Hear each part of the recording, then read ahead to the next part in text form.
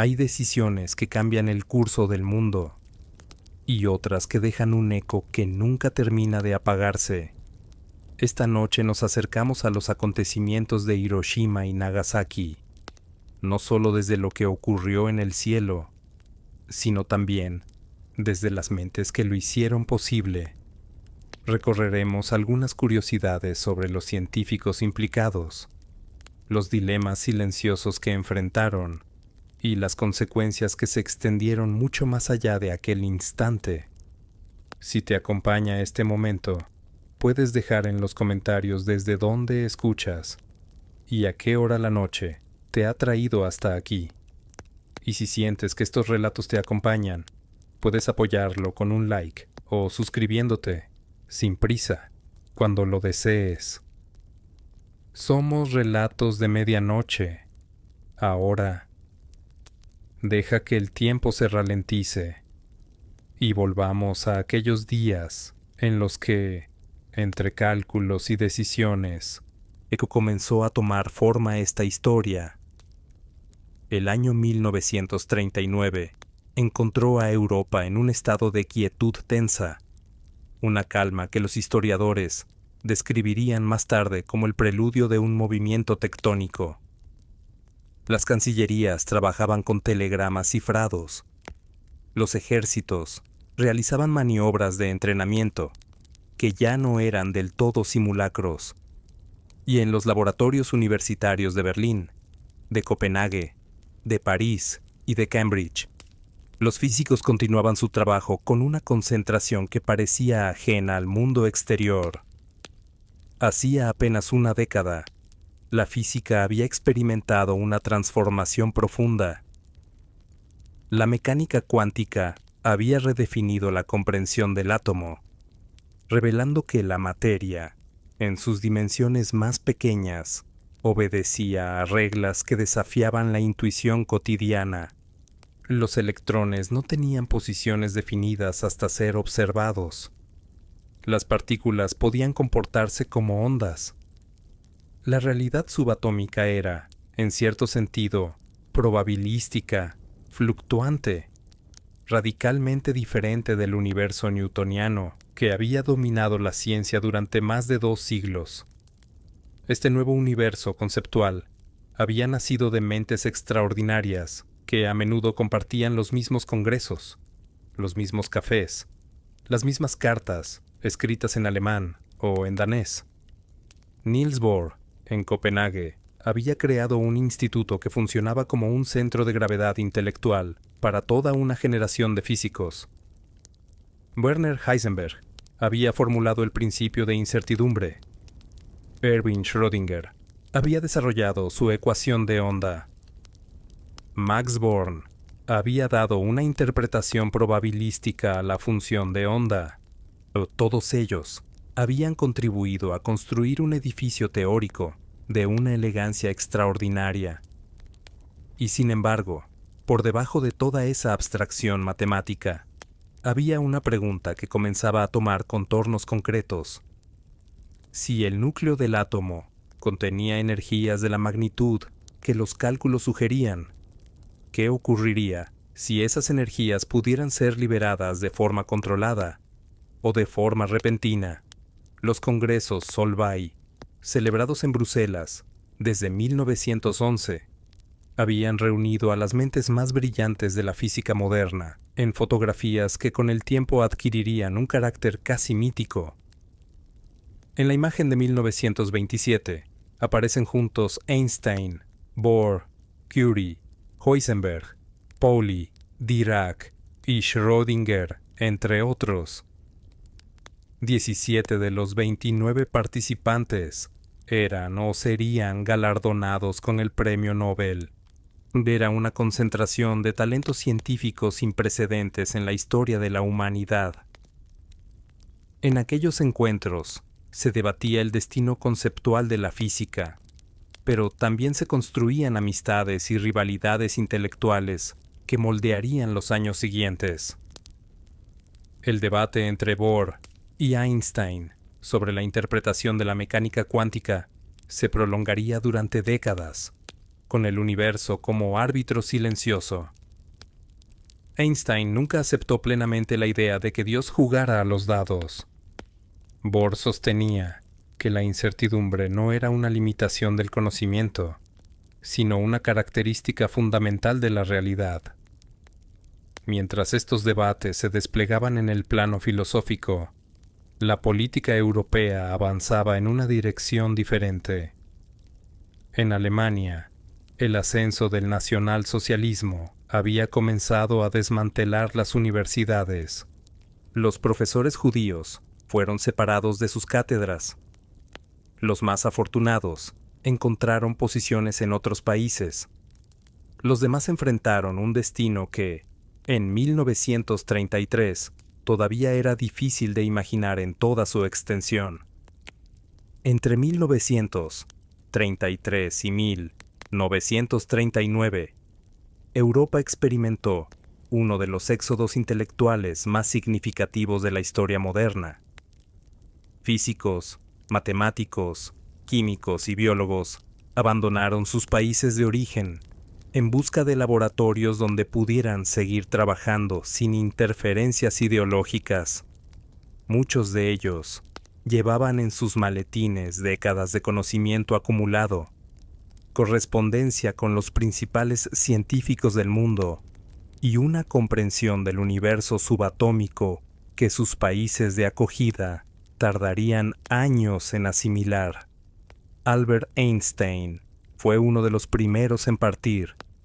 En 1932, antes incluso de que Hitler llegara al poder, Einstein visitó los Estados Unidos en el contexto de una conferencia en el Instituto de Tecnología de California. Cuando Hitler fue nombrado canciller en enero de 1933, Einstein estaba de viaje en Europa. No regresó a Alemania. Se instaló en el Instituto de Estudios Avanzados de Princeton, Nueva Jersey, donde pasaría el resto de su vida. Leo Szilard, físico húngaro con una mente notablemente inquieta y estratégica, había abandonado Berlín en 1933, con un instinto casi profético sobre lo que se avecinaba. Se estableció brevemente en Londres, donde en 1933 tuvo una idea que lo perseguiría durante años. Caminando por una calle del barrio de Bloomsbury, visualizó de manera intuitiva el concepto de reacción en cadena nuclear. Si un átomo podía ser dividido y liberar neutrones, y esos neutrones podían dividir otros átomos, y liberando más neutrones, el proceso podría multiplicarse de forma exponencial. Szilard comprendió de inmediato las implicaciones. Registró la patente de la idea y la transfirió en secreto al almirantazgo británico para que no cayera en manos equivocadas. Enrico Fermi, italiano de Roma, era considerado en la década de 1930 el físico experimental más hábil de Europa. Había construido en su laboratorio romano una pequeña infraestructura dedicada al estudio de los neutrones, y había producido resultados que sus colegas consideraban de una precisión casi sobrehumana. En 1938, fue galardonado con el Premio Nobel de Física. En diciembre de ese año, viajó a Estocolmo para recoger el galardón. No regresó a Italia. Desde Suecia, él y su esposa Laura tomaron un barco hacia Nueva York. Laura era judía y las leyes raciales italianas, promulgadas ese mismo año, habían comenzado a restringir los derechos de los ciudadanos judíos. Hans Bethe, Edward Teller, Victor Weisskopf, Rudolf Peierls, Otto Frisch, Emilio Segre, Felix Bloch. Todos ellos llegaron a los Estados Unidos en aquellos años, llevando consigo la física europea más avanzada. Las universidades americanas, en particular Columbia, Chicago, Berkeley y Princeton, se convirtieron en receptores de un capital intelectual que no tenía precio. Este fenómeno tendría consecuencias que nadie podía prever con exactitud en aquel momento. Los Estados Unidos, que a principios del siglo XX habían dependido en gran medida de Europa para la formación de sus científicos más avanzados, se encontraban ahora en posesión de una concentración de talento físico sin precedentes. Y en los laboratorios europeos, particularmente en los alemanes, quedaban científicos igualmente brillantes, que trabajarían con recursos y bajo presiones completamente diferentes. En diciembre de 1938, en los laboratorios del Kaiser Wilhelm Institut en Berlín, Otto Hahn y Fritz Strassmann realizaban experimentos sobre el bombardeo de uranio con neutrones. Los resultados los desconcertaron. Los análisis químicos mostraban la presencia de bario, un elemento cuyo número atómico era aproximadamente la mitad del uranio. Era un resultado inesperado, casi desconcertante, que ningún modelo teórico disponible podía explicar de manera satisfactoria. Hahn escribió de inmediato a su antigua colaboradora, Lise Meitner, que había abandonado Alemania meses antes, huyendo de las leyes antisemitas.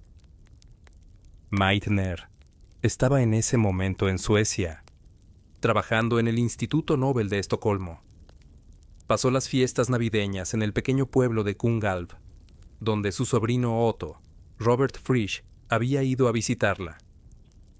Los dos científicos discutieron los datos de Hahn en los días de Navidad, caminando por la nieve. Frisch, físico experimental que había trabajado con Niels Bohr en Copenhague, y Meitner, teórica de una agudeza extraordinaria, comenzaron a construir un modelo explicativo. Si el núcleo del uranio podía ser comparado con una gota de líquido, como sugería el modelo del físico danés Bohr, entonces un neutrón que chocara contra él podía hacer que esa gota vibrara, se elongara y finalmente se dividiera en dos partes más pequeñas. Los cálculos realizados en aquel paseo nevado eran simples, pero reveladores. La masa de los dos fragmentos resultantes era ligeramente menor que la del átomo original de uranio.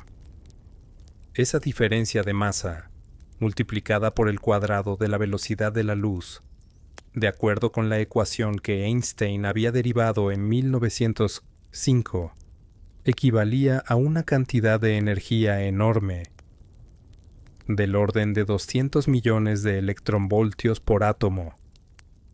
Para visualizar lo que esto significaba, un kilogramo de uranio completamente fisionado liberaría tanta energía como la combustión de 25 millones de kilogramos de carbón. Era una proporción que hacía que la mente se detuviera. Frisch llamó al fenómeno fisión, tomando prestado el término de la biología celular, donde describía la división de las células. El nombre quedó. Cuando regresó a Copenhague y le explicó el descubrimiento a Bohr, la reacción de este fue inmediata. Se llevó las manos a la cabeza y exclamó que tendría que haber podido preverlo. La noticia se difundió con una rapidez que en aquellos años, sin internet ni comunicaciones instantáneas, fue de todos modos sorprendente. Bohr viajó a los Estados Unidos en enero de 1939 para asistir a una conferencia. Llevaba la noticia consigo. En pocas semanas, laboratorios en Columbia, Princeton, Berkeley y otras universidades americanas habían reproducido el experimento y confirmado el resultado. La fisión del uranio era real. Lo que nadie sabía con certeza todavía era si podría producirse una reacción en cadena autosostenida. Szilard, que había visualizado ese escenario en una calle de Londres 6 años antes, lo comprendió de inmediato. Si la fisión del uranio liberaba no solo energía, sino también neutrones adicionales, y esos neutrones podían provocar nuevas fisiones, el proceso podría multiplicarse. Y si ese proceso podía multiplicarse de forma no controlada, las consecuencias serían de una magnitud difícil de imaginar. En el verano de 1939, Leo Szilard estaba trabajando en la Universidad de Columbia con Fermi, intentando determinar si el uranio podía sostener una reacción en cadena. Los experimentos eran prometedores, pero no concluyentes, y Szilard tenía un pensamiento que le resultaba difícil de ignorar. Si los científicos americanos habían llegado a estas conclusiones, los alemanes, con sus propios laboratorios y su propia tradición de física nuclear, debían de estar siguiendo un camino paralelo. La posibilidad de que la Alemania nazi desarrollara antes que nadie un arma basada en la fisión nuclear era un escenario que Szilard consideraba con una mezcla de urgencia y horror. Necesitaba que alguien con autoridad suficiente tomara conciencia de la situación. Y el único científico del mundo cuya palabra tenía el peso necesario para llegar a los más altos niveles del gobierno americano era Albert Einstein. Szilard convenció a su compatriota húngaro Edward Teller para que lo llevara en automóvil hasta la casa de verano de Einstein en Peconic, Long Island.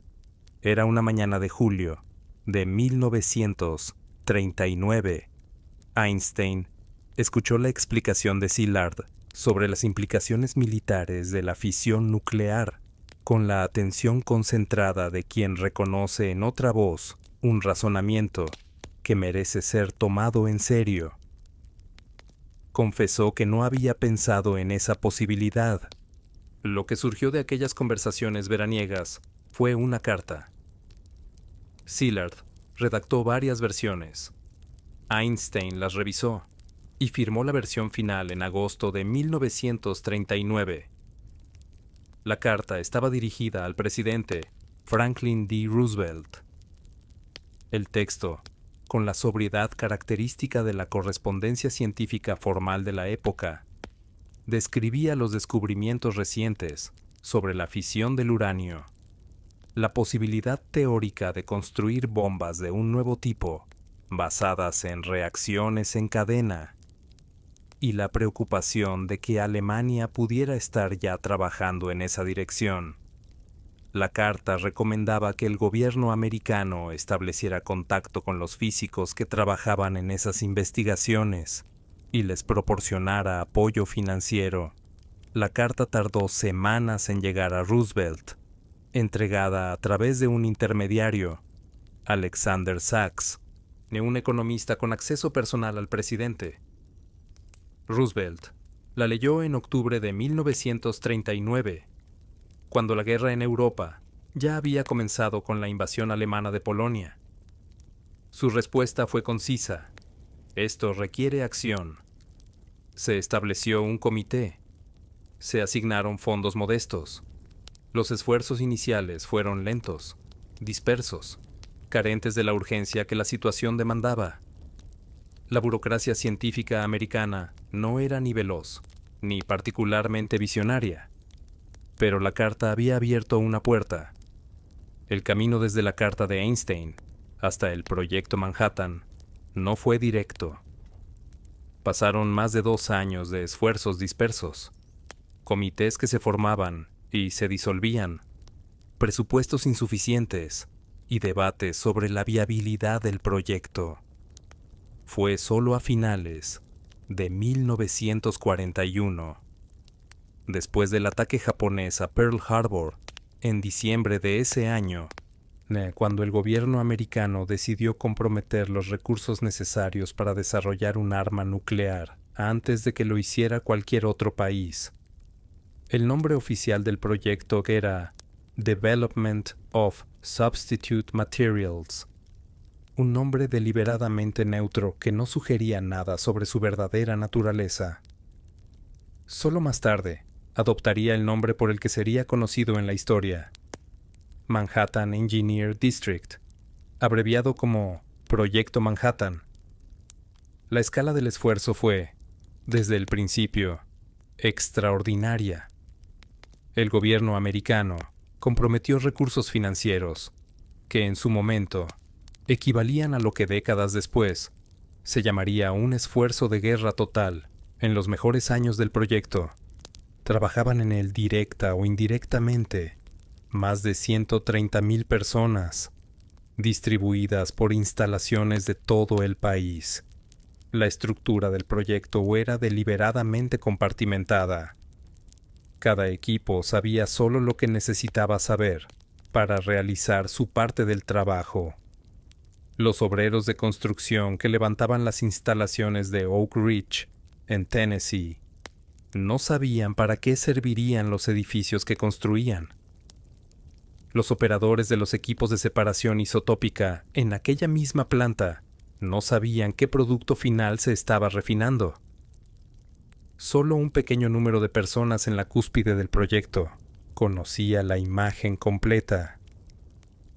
Esta compartimentación era una necesidad de seguridad, pero también creaba tensiones. Los científicos, acostumbrados a una cultura de intercambio abierto de información, de debate, de crítica entre pares, se encontraban ahora en un entorno donde compartir conocimiento con un colega del edificio de al lado podía ser una infracción de los protocolos de seguridad. Algunos lo aceptaron como una restricción necesaria. Otros lo vivieron como una forma sutil de alienación intelectual. Al frente del proyecto, en el plano militar, estaba el general Leslie Groves, un ingeniero del ejército conocido por su capacidad para gestionar proyectos de construcción de gran escala. Había supervisado, entre otras cosas, la construcción del Pentágono. Era un hombre de carácter directo, a veces brusco, con una capacidad organizativa considerable y una desconfianza profunda hacia los científicos, a quienes consideraba demasiado abstractos y poco prácticos. La relación entre Groves y la comunidad científica del proyecto sería compleja y determinante. En el plano científico, la dirección del laboratorio principal recayó en J. Robert Oppenheimer, un físico teórico de Berkeley, cuyo brillante historial académico convivía con una personalidad compleja y una capacidad poco habitual para gestionar personas de talento excepcional. Groves eligió a Oppenheimer, a pesar de que el expediente de seguridad del físico contenía varias anotaciones preocupantes, incluyendo sus simpatías pasadas con organizaciones de izquierda y sus relaciones con personas afiliadas al Partido Comunista. Groves apostó por la brillantez. No se equivocó en lo que respecta a los resultados del proyecto, aunque la decisión tendría consecuencias para ambos en el período de posguerra. El proyecto Manhattan se articuló en torno a 3 instalaciones principales, de cada una con una función específica dentro de la cadena de producción del arma. Oak Ridge, en Tennessee, era el complejo dedicado a la producción de uranio enriquecido. Enriquecer uranio significa aumentar la proporción del isótopo uranio 235, el único que puede sostener una reacción en cadena, dentro de la mezcla natural del metal, donde predomina el uranio 238, isotópicamente inerte. Para ese propósito, el proceso requería instalaciones industriales de una escala sin precedentes, y varios métodos fueron explorados simultáneamente: difusión gaseosa, separación electromagnética, separación térmica. Los edificios donde se instalaban estos equipos eran de dimensiones colosales.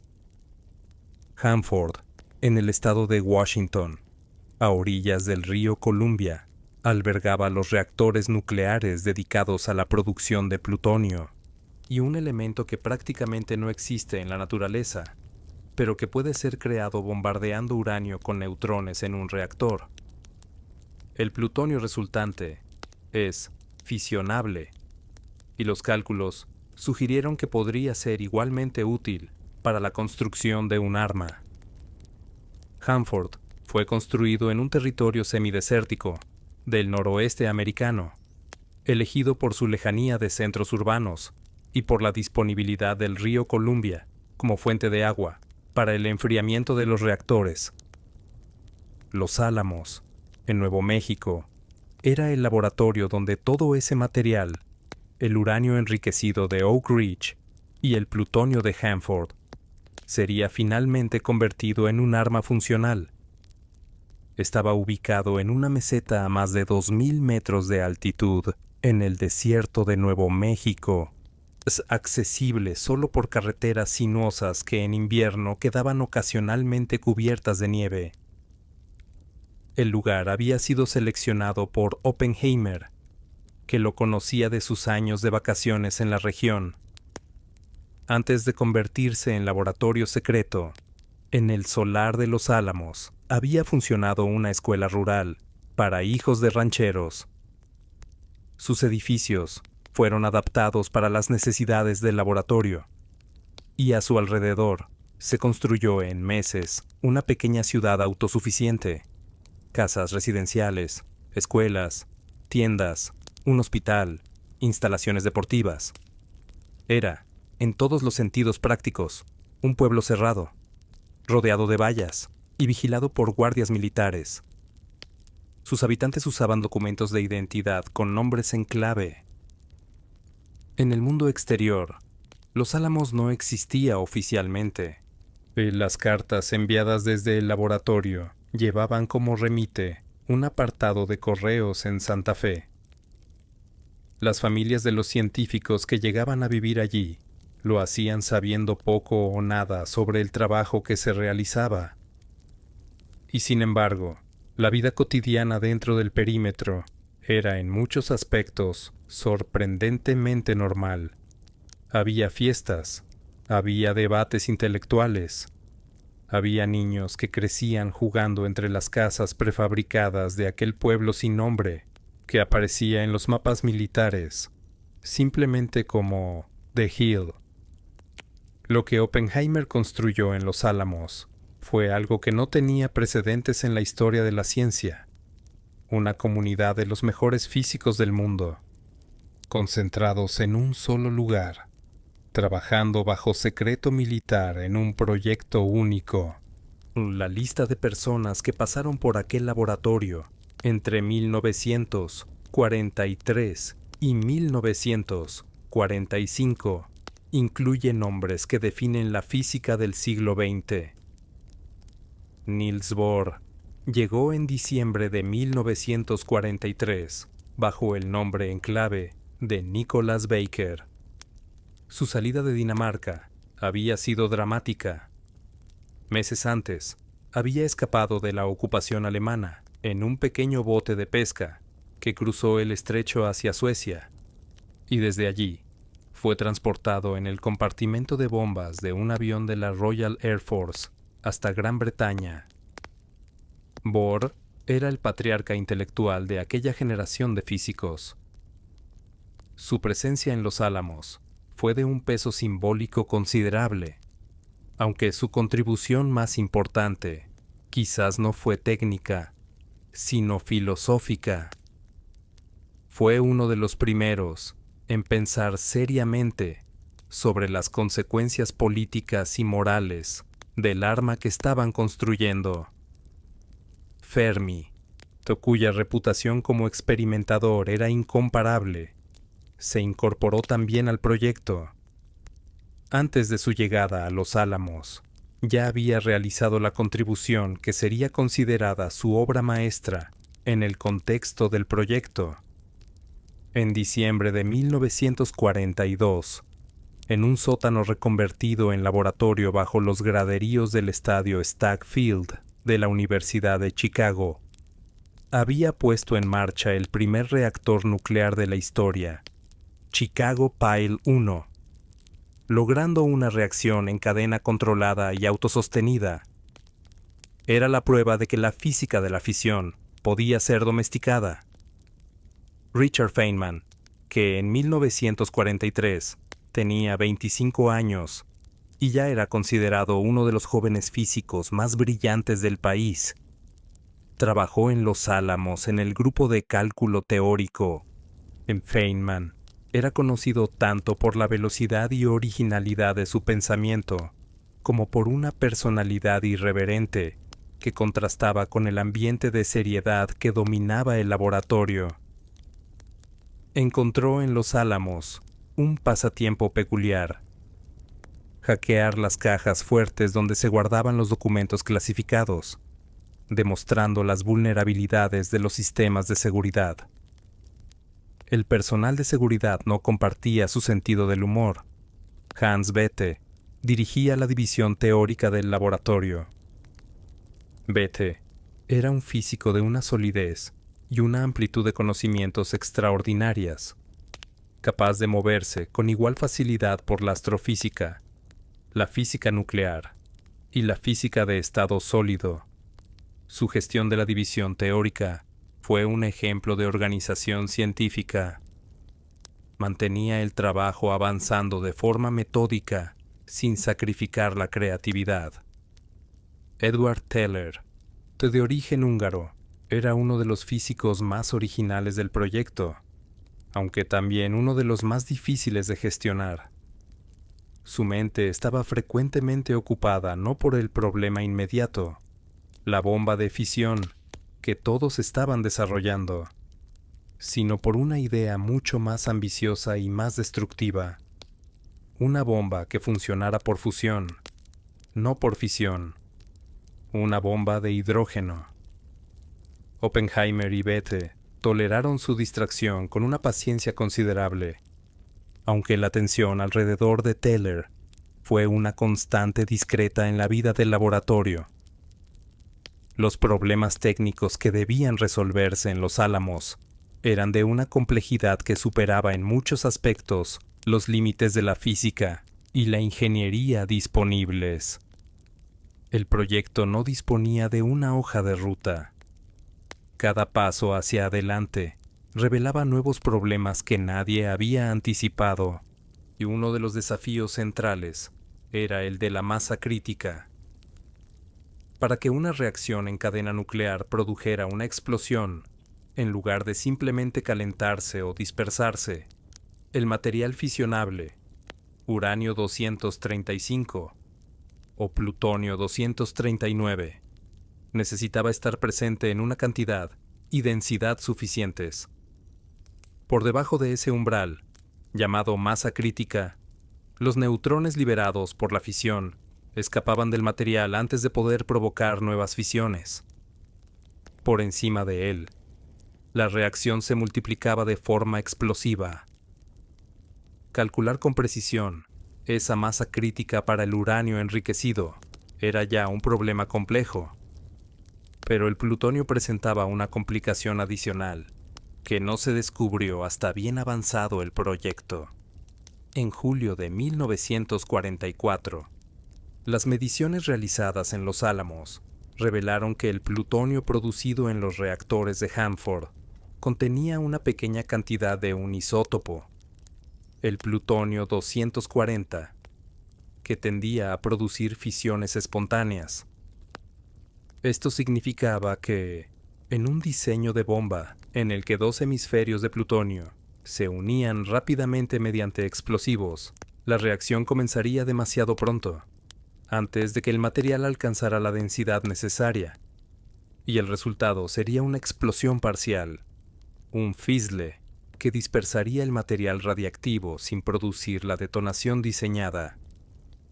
Este descubrimiento obligó a replantear el diseño de la bomba de plutonio. La solución que se desarrolló fue el diseño de implosión. En lugar de unir dos piezas de plutonio subcrítico, se colocaría una esfera de plutonio en el centro de un conjunto de explosivos convencionales dispuestos de forma esférica. Al detonarse simultáneamente, los explosivos comprimirían la esfera de plutonio desde todos los lados con una velocidad tal que el material alcanzaría la densidad necesaria antes de que comenzara la fisión espontánea. El diseño de implosión era elegante en su concepto, pero extraordinariamente difícil de ejecutar. Las lentes de explosivos que rodeaban la esfera de plutonio debían detonarse con una sincronización de microsegundos. Un error en la sincronización produciría una onda de choque asimétrica que no lograría comprimir el plutonio de manera uniforme. Esto requería explosivos de una precisión que no existía en la tecnología disponible. Y el equipo de George Kistiakowsky, que supervisaba este aspecto del proyecto, tuvo que desarrollar y fabricar nuevos tipos de explosivos diseñados específicamente para esta función. Los cálculos necesarios para diseñar las lentes de explosivos y predecir el comportamiento de la onda de choque eran de una complejidad que superaba la capacidad manual de cálculo de cualquier grupo humano. En Los Álamos existían equipos de cálculo, grupos de personas, muchas de ellas esposas de los científicos, que realizaban los cálculos numéricos con calculadoras mecánicas, distribuyendo el trabajo en pasos secuenciales. Los resultados de un grupo eran la entrada del siguiente. Era una forma de computación distribuida humana, lenta, pero sorprendentemente efectiva. Las primeras computadoras electrónicas, como el ENIAC, estaban en aquellos años en proceso de desarrollo en otros laboratorios del proyecto. En Los Álamos se utilizaban también máquinas de tarjetas perforadas, adaptadas por el equipo de Richard Feynman para ejecutar cálculos de física nuclear. La frontera entre el cálculo humano y el mecánico era en aquel laboratorio extraordinariamente fluida. La vida en Los Álamos tenía una dimensión cotidiana que los documentos históricos capturan solo parcialmente. Allí vivían no solo los científicos, sino también sus familias. Había niños que nacieron en aquellas instalaciones durante los años del proyecto y que para el mundo exterior nacieron sin dirección definida, simplemente en un apartado de correos de Santa Fe. La tensión entre el secreto y la necesidad de mantener un entorno habitable para personas que trabajaban bajo una presión considerable era una constante en la gestión del laboratorio. Oppenheimer era consciente de que los científicos más brillantes del mundo no podían funcionar de forma óptima en un entorno de privaciones o de control excesivo. Dentro de los límites que permitía el secreto militar, intentó crear condiciones de vida razonables. Los sábados por la tarde y los domingos eran días relativamente libres. En verano, los científicos y sus familias salían a las montañas que rodeaban la meseta a hacer senderismo, a montar a caballo, a explorar los cañones de la región. En invierno, había excursiones de esquí. Las noches tenían veladas informales en las que la música, el baile y los debates filosóficos alternaban con facilidad. Y Fermi organizaba partidas de tenis. Bethe era conocido por sus excursiones al campo. Bohr, que en Los Álamos era para todos simplemente el tío Nick, pasaba largos periodos de conversación con Oppenheimer, discutiendo no solo la física del proyecto, sino las implicaciones de lo que estaban haciendo. Sus caminatas alrededor del perímetro del laboratorio, con sus intercambios de frases a media voz, se convirtieron en una imagen característica de aquellos años. La correspondencia con el exterior estaba sometida a censura. Las cartas enviadas y recibidas eran revisadas por personal de seguridad, que eliminaba cualquier referencia que pudiera revelar la naturaleza del trabajo o la ubicación del laboratorio. Los científicos, ya habituados a publicar sus investigaciones en revistas especializadas y a compartir sus resultados con colegas de todo el mundo, vivían en una burbuja de comunicación controlada que para muchos era una fuente de incomodidad permanente. Y sin embargo, dentro del laboratorio, el intercambio intelectual era extraordinariamente libre. Los seminarios internos eran notables por su nivel. Cuando Bohr presentaba sus reflexiones sobre la física cuántica, o Fermi detallaba los resultados de sus experimentos con neutrones, el nivel de la audiencia era simplemente el más alto que podía reunirse en cualquier lugar del mundo en aquellos años. El uranio es uno de los elementos más pesados que existen en la naturaleza, el número 92 en la tabla periódica. Su nombre proviene del planeta Urano, descubierto en 1781, y el propio elemento fue identificado por primera vez por el químico alemán Martin Heinrich Klaproth en 1789. Durante más de un siglo, el uranio fue considerado poco más que una curiosidad mineralógica, útil principalmente como pigmento para dar a la cerámica y al vidrio un tono amarillo verdoso característico. La comprensión de su naturaleza radiactiva llegó a finales del siglo XIX, cuando Henri Becquerel descubrió en 1896 que las sales de uranio emitían espontáneamente una radiación que podía impresionar placas fotográficas incluso en la oscuridad. Marie Curie, trabajando sobre ese descubrimiento, acuñó el término radiactividad y demostró que la emisión de radiación era una propiedad intrínseca del átomo de uranio, no el resultado de una reacción química. En la naturaleza, el uranio se presenta como una mezcla de varios isótopos, variantes del mismo elemento, que difieren en el número de neutrones en su núcleo. El isótopo predominante es el uranio 238, que constituye más del 99% del uranio natural. El uranio 235 representa apenas el 0,7% restante. Esta distinción es de una importancia física enorme. El uranio 235 es fisionable con neutrones lentos, mientras que el uranio 238 es mucho menos susceptible a la fisión y tiende a capturar neutrones en lugar de fisionarse.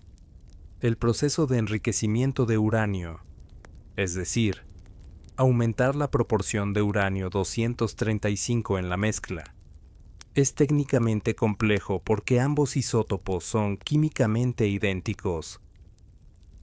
La única diferencia entre ellos es su masa, y esta diferencia es de apenas 3 unidades de masa atómica sobre 238, un porcentaje de diferencia de aproximadamente el 1,3%.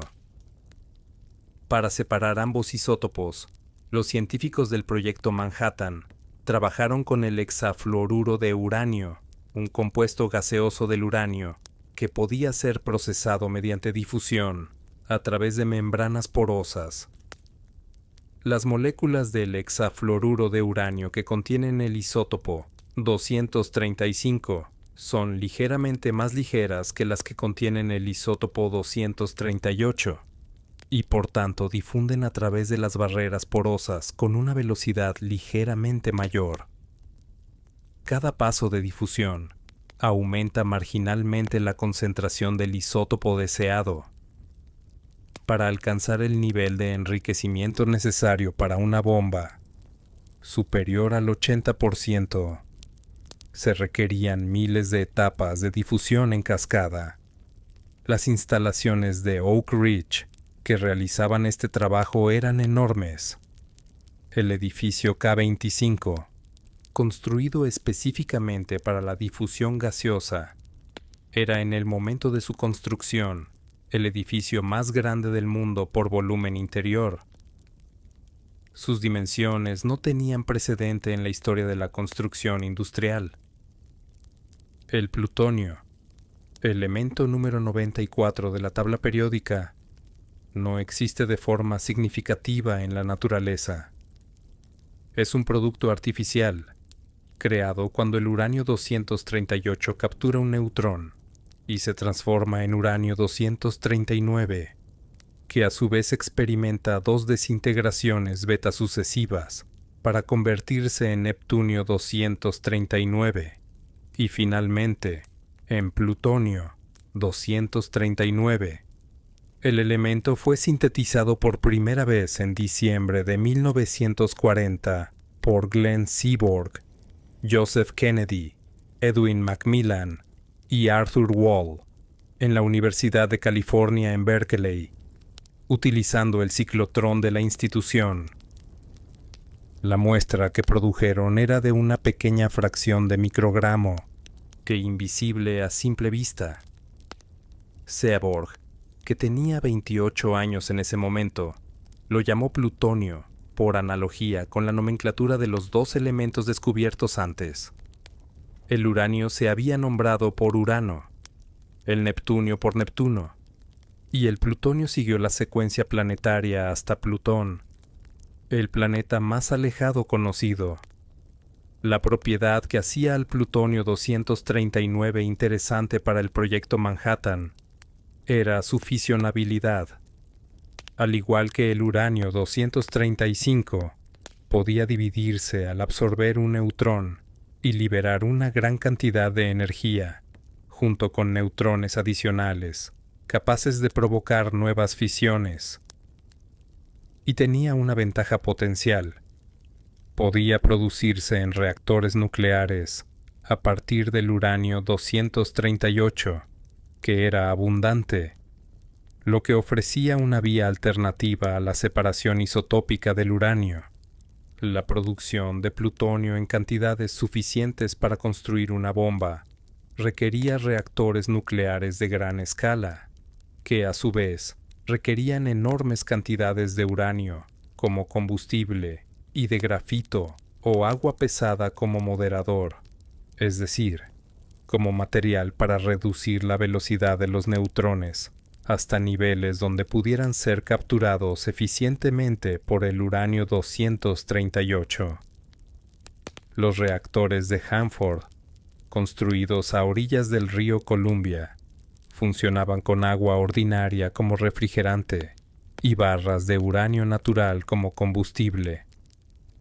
El plutonio producido en esos reactores llegaba a Los Álamos en pequeñas cantidades, suficientes para avanzar en los experimentos de diseño, pero acumulándose gradualmente hacia las cantidades necesarias para un dispositivo completo. Era un material que debía manejarse con precauciones extraordinarias, y no solo por su radiactividad, sino por sus propiedades químicas y físicas peculiares. El plutonio existe en múltiples fases cristalinas a diferentes temperaturas, y su comportamiento mecánico es notablemente complejo y difícil de predecir. A mediados de 1944, el proyecto tenía dos diseños básicos para la bomba.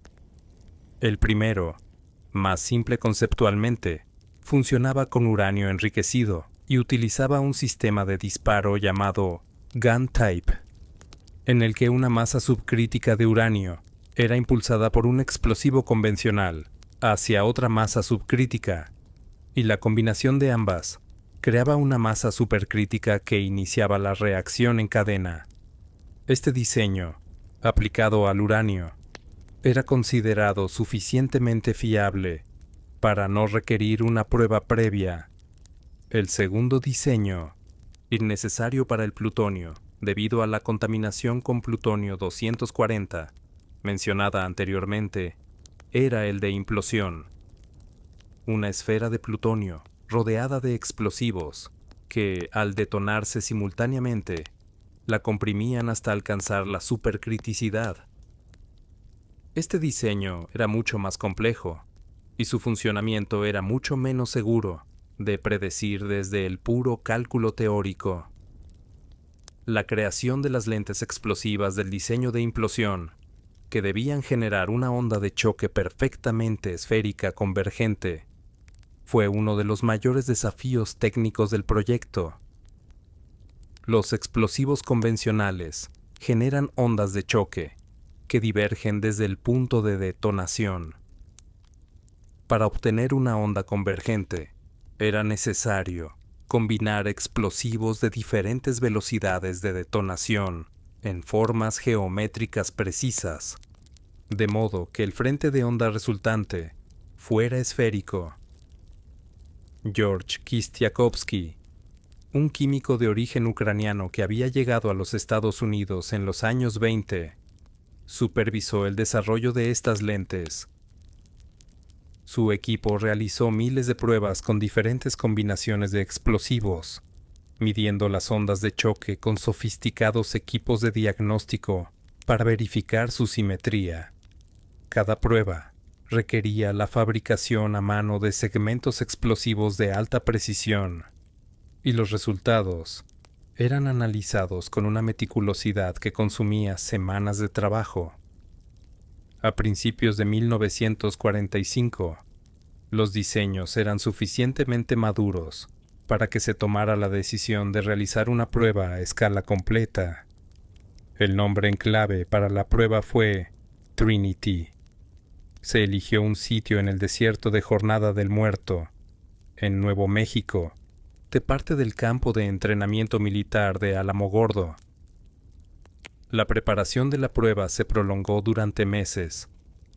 La prueba Trinity estaba prevista para julio de 1945. Mientras se preparaba, la guerra en Europa había llegado a su fin. Alemania se rindió incondicionalmente el 8 de mayo de 1945. El enemigo que había motivado originalmente el proyecto ya no existía como entidad combatiente, pero el proyecto continuaba, con su propia inercia, su propia lógica interna, y con un nuevo teatro de operaciones en la mente de los planificadores militares: el Pacífico. En el verano de 1945, la guerra en el Pacífico llevaba casi 4 años de una intensidad sostenida que había agotado a los combatientes en ambos lados. Japón había comenzado su expansión imperial en la década de 1930, con la invasión de Manchuria en 1931, y había construido un imperio que en sus momentos de mayor extensión abarcaba vastas áreas del sudeste asiático, las islas del Pacífico y partes de China. Los primeros años de la guerra en el Pacífico habían registrado victorias japonesas de notable alcance.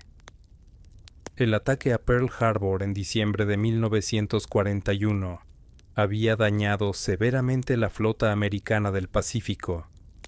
La caída de Singapur en febrero de 1942 había sido uno de los mayores desastres militares de la historia británica.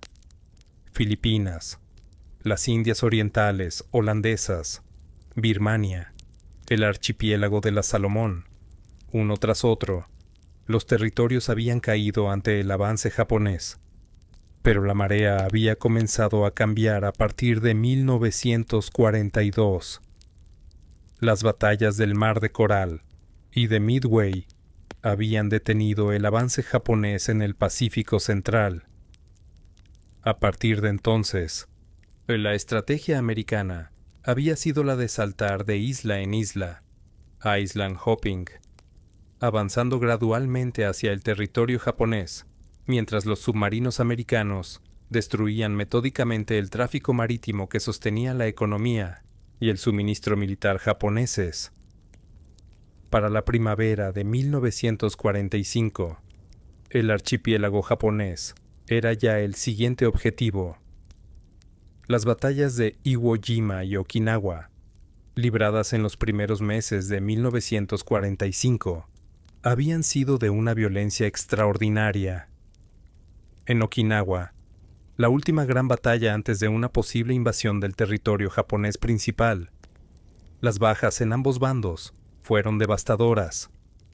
Más de 100,000 soldados japoneses muertos, 12,000 americanos caídos y decenas de miles de civiles okinawenses muertos en los combates. Los ataques kamikaze japoneses habían hundido o dañado decenas de barcos americanos. Los planificadores militares americanos trabajaban en esos meses en los planes para la invasión del territorio japonés principal, la Operación Downfall. Las estimaciones de bajas eran sombrías.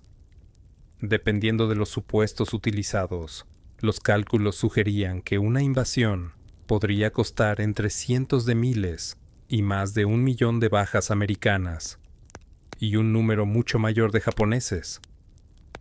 La decisión de continuar el proyecto nuclear se entendía en este contexto.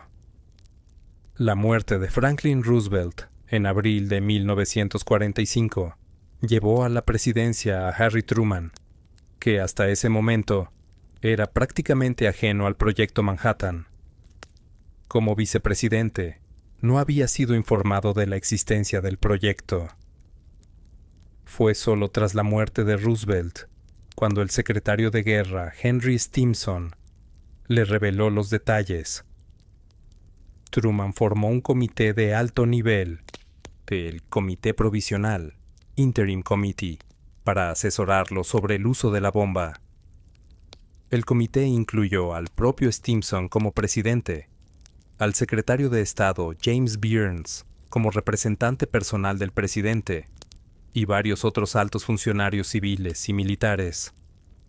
Los científicos del proyecto, incluyendo a Oppenheimer, Fermi, Lawrence y Compton, fueron consultados como asesores científicos. Las deliberaciones del comité giraron en torno a varias preguntas fundamentales. ¿Debía usarse la bomba? Si era así, ¿cómo y cuándo? Y si debía realizarse una demostración previa como advertencia antes de un uso en combate. El debate interno fue más complejo de lo que los relatos simplificados sugieren, aunque las conclusiones que el comité presentó a Truman recomendaron el uso de la bomba contra objetivos en Japón, sin advertencia previa. Dentro de la comunidad científica del Proyecto Manhattan, existían voces que abogaban por alternativas. Leo Szilard, que había sido uno de los artífices de la carta inicial a Roosevelt, circuló en el verano de 1945 una petición firmada por varios físicos del proyecto, solicitando que la bomba no fuera utilizada sin una advertencia previa o una demostración que permitiera a Japón capitular antes de su uso en combate. La petición fue clasificada y no llegó a los responsables políticos a tiempo para influir en las decisiones.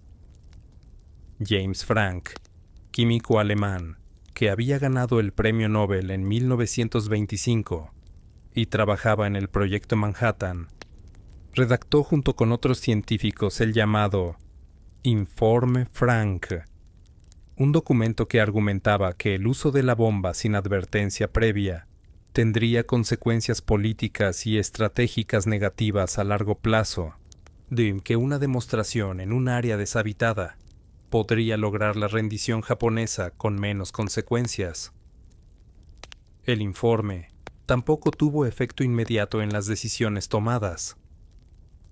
El sitio de la prueba Trinity se encontraba en una extensión de tierra árida en el centro-sur de Nuevo México, parte del campo de entrenamiento aéreo de Alamogordo.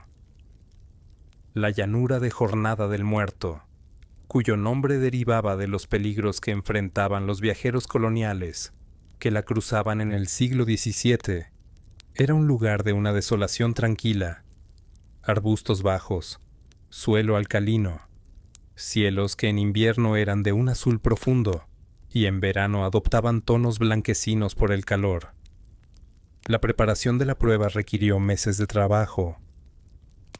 Se construyeron búnkeres de observación a diferentes distancias del punto de detonación, equipados con cámaras de alta velocidad, los instrumentos de medición de la presión de onda, detectores de radiación y sensores sísmicos. Una torre de acero de 30 metros de altura fue erigida en el centro del sitio para elevar el dispositivo a la altura de detonación óptima. Los físicos habían desarrollado una serie de apuestas internas sobre la potencia que produciría la detonación. Enrico Fermi, con la frialdad calculada que caracterizaba su enfoque de los problemas físicos, hizo una apuesta secundaria más macabra. Si la detonación encendería la atmósfera de la Tierra. La posibilidad había sido considerada en los cálculos teóricos y descartada, pero el hecho de que Fermi la mencionara reflejaba el nerviosismo subyacente de quienes estaban a punto de poner a prueba algo que nadie había hecho antes. El dispositivo de prueba, apodado informalmente The Gadget, era una versión de la bomba de implosión. Su núcleo de plutonio estaba rodeado de las lentes explosivas que el equipo de Kistiakowsky había pasado meses perfeccionando. Todo el conjunto pesaba varias toneladas y era de dimensiones considerables, muy diferentes de las que tendría un arma operativa diseñada para ser transportada por un avión. La noche anterior a la prueba fue de una tensión difícil de describir. Una tormenta de verano se aproximó al sitio, con relámpagos que algunos observadores, mirando la torre donde descansaba el dispositivo, contemplaron con inquietud. La detonación fue retrasada varias horas. En los búnkeres, los científicos y el personal militar esperaron en silencio. A las 5:29 de la mañana del 16 de julio de 1945, el dispositivo fue detonado. El destello de luz fue visible desde una distancia de varios cientos de kilómetros. La bola de fuego, las imágenes de alta velocidad lo capturarían con precisión. Se expandió rápidamente antes de elevarse. La onda de presión se propagó por el desierto derribando a varios observadores que estaban de pie en puntos de observación alejados. El ruido de la detonación llegó a los búnkeres más cercanos segundos después del destello y fue seguido de un silencio que varios participantes describirían más tarde como el más profundo que habían escuchado.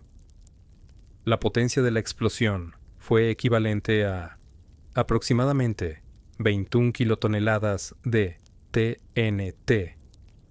Superó la mayoría de las estimaciones previas, aunque quedó dentro del rango que los cálculos más optimistas habían sugerido. En el centro de la detonación, la arena del desierto se había fundido y convertido en un vidrio de color verde pálido, que los investigadores llamarían más tarde Trinitite. Las reacciones de los presentes ante la detonación de Trinity fueron diversas y reveladoras.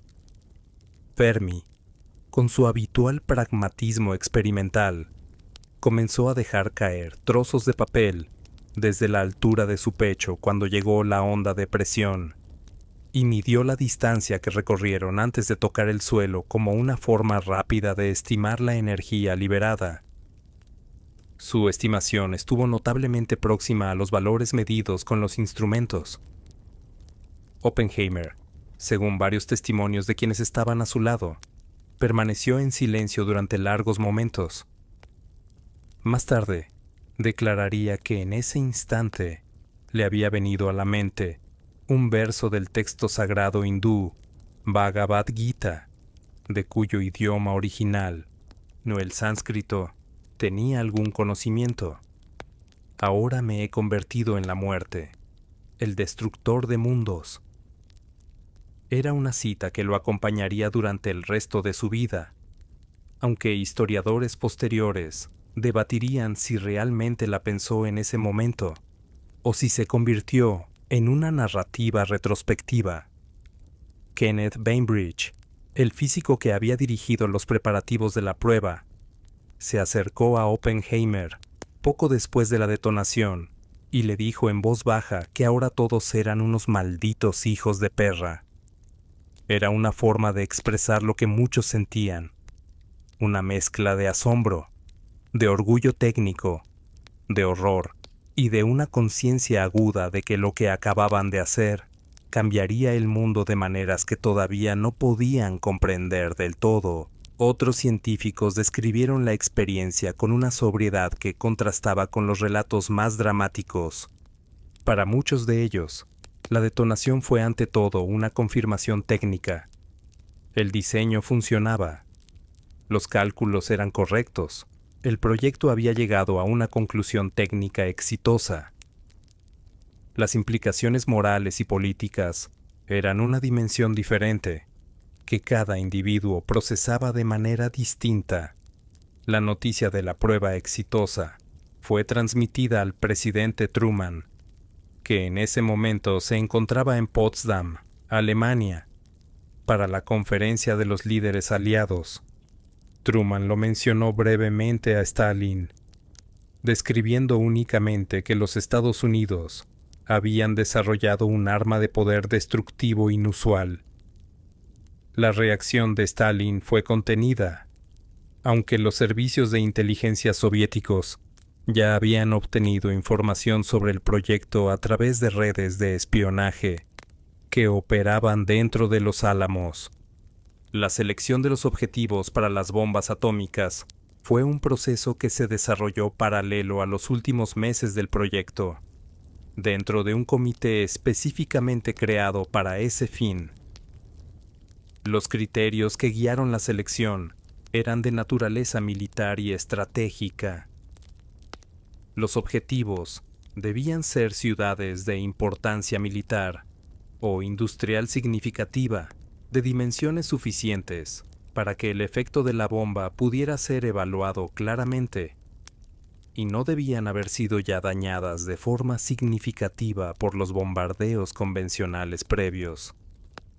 Este último criterio era relevante porque los bombardeos convencionales americanos habían causado ya destrucciones masivas en muchas ciudades japonesas a lo largo de 1944 y 1945. El bombardeo incendiario de Tokio en marzo de 1945, por ejemplo, me había destruido grandes áreas de la ciudad en una sola noche. Para poder medir con precisión los efectos específicos de la nueva arma, se necesitaban ciudades que estuvieran, por decirlo con la terminología del periodo, relativamente intactas. La lista inicial de posibles objetivos incluyó varias ciudades. Hiroshima, ubicada en la isla de Honshu, era una ciudad de importancia como centro militar y de comunicaciones, sede del Segundo Ejército Imperial japonés y un nudo logístico para las operaciones en el sur de Japón. Su topografía, con el río Ota dividiéndola en varios brazos que formaban un delta antes de llegar al mar, hacía que la ciudad estuviera relativamente expuesta. Nagasaki, en la isla de Kyushu, era un importante puerto industrial, sede de instalaciones de construcción naval y de una fábrica de torpedos. No era también una ciudad con una historia particular en la relación entre Japón y el mundo exterior. Había sido, durante el período de aislamiento Edo, el único puerto donde se permitía el comercio con Occidente, y albergaba una comunidad cristiana de presencia histórica significativa. Otras ciudades de la lista inicial fueron eliminadas por diversas razones. Kioto, la antigua capital imperial, fue retirada de la lista por decisión del secretario de guerra Stimson, que tenía un conocimiento personal de la ciudad y consideraba que destruirla dañaría irreversiblemente las posibilidades de una paz duradera con Japón. Esta decisión, tomada unilateralmente por Stimson y ratificada por Truman, fue una de las pocas intervenciones directas del liderazgo civil en la selección de objetivos.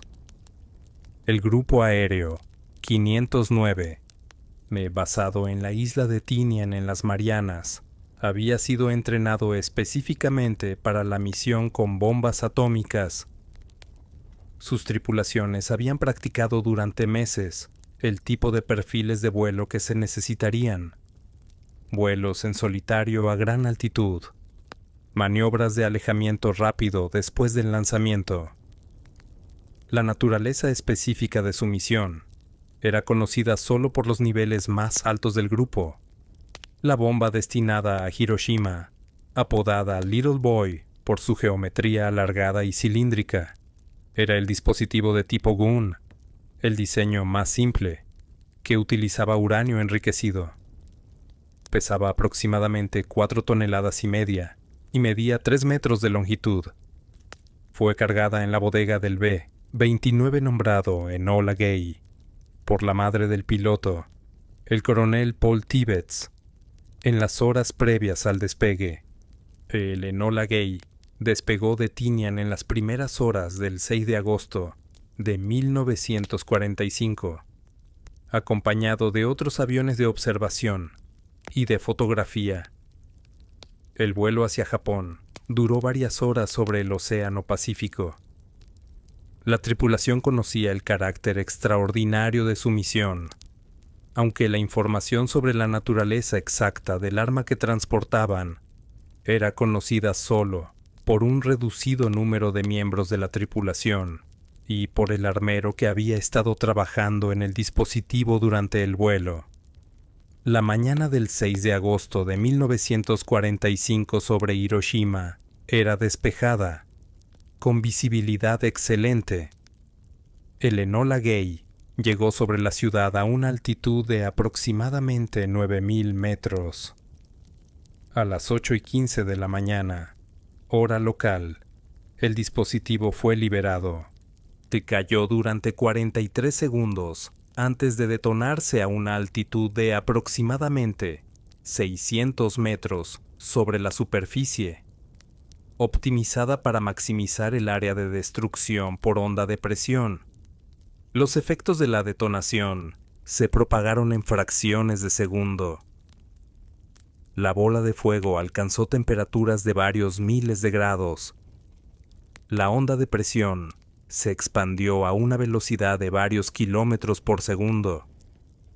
En un radio de varios kilómetros desde el punto de detonación, la destrucción fue casi total.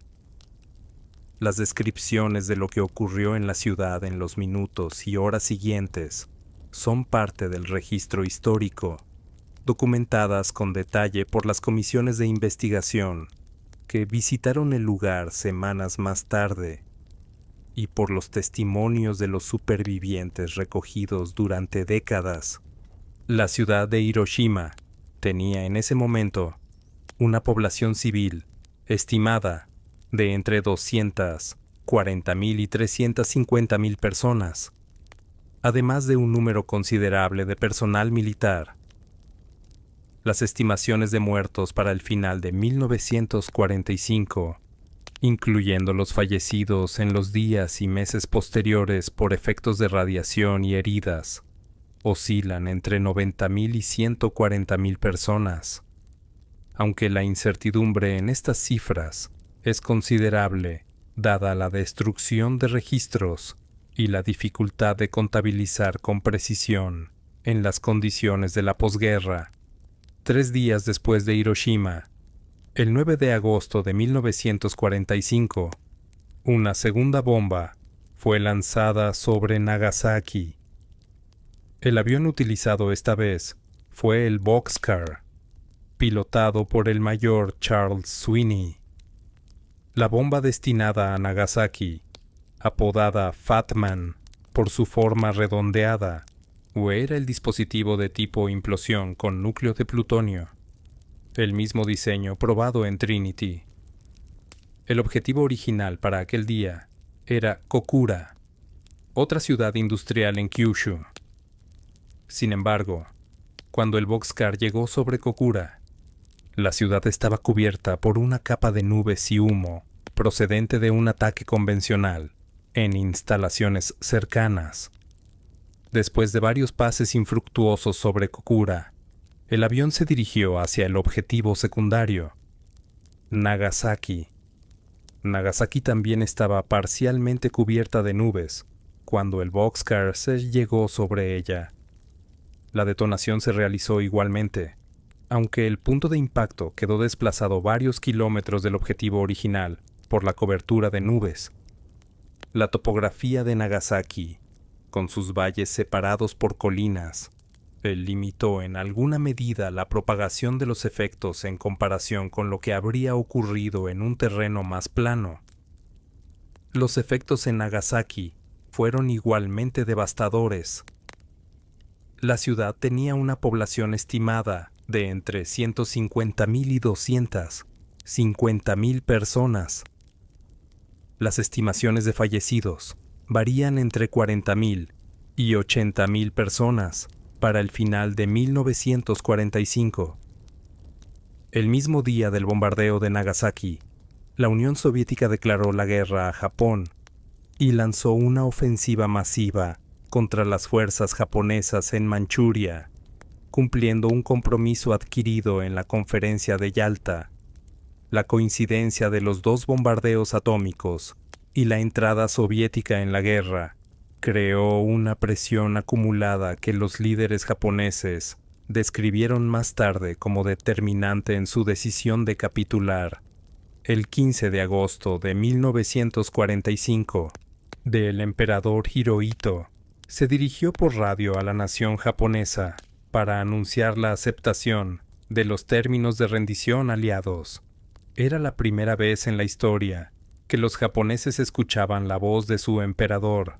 La rendición formal fue firmada el 2 de septiembre de 1945 a bordo del acorazado Missouri, en la bahía de Tokio.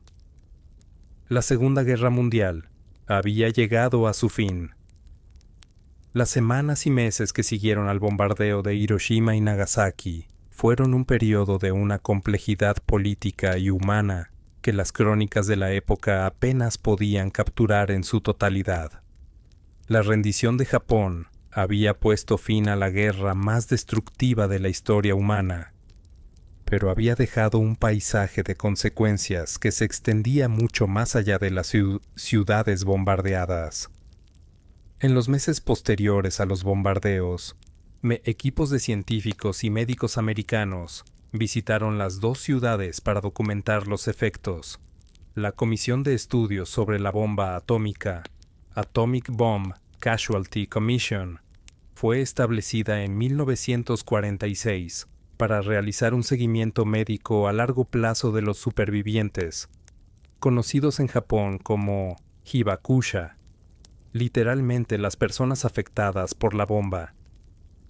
Este seguimiento se extendió durante décadas y proporcionó información médica sin precedentes sobre los efectos a largo plazo de la exposición a radiación ionizante.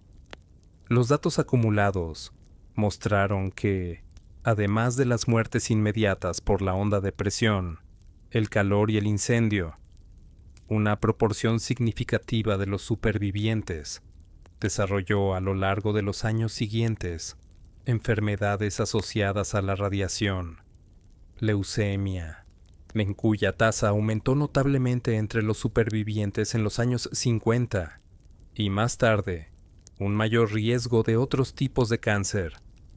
Los efectos genéticos sobre los descendientes de los supervivientes fueron objeto de investigación durante décadas. Aunque los estudios no encontraron evidencia estadística de un aumento significativo de mutaciones hereditarias, en comparación con los hibakusha, enfrentaron en los años de posguerra no solo las consecuencias físicas de su exposición, sino también un estigma social en la propia sociedad japonesa. La asociación de la exposición a la radiación con enfermedades potencialmente hereditarias llevó a que muchos supervivientes ocultaran su condición por temor a la discriminación en el empleo o en las posibilidades matrimoniales. Esta dimensión social de las consecuencias, difícil de cuantificar pero documentada por las ciencias sociales, persistió durante décadas. La demostración del poder destructor de las bombas atómicas transformó de manera fundamental la política internacional en los años de posguerra. La posesión del arma nuclear se convirtió de inmediato en la variable más determinante del equilibrio de poder global, desplazando las métricas tradicionales de poderío militar, basadas en el número de soldados, tanques o aviones. Estados Unidos mantuvo el monopolio nuclear durante 4 años. Ese periodo se caracterizó por un debate intenso sobre el control internacional de la energía atómica.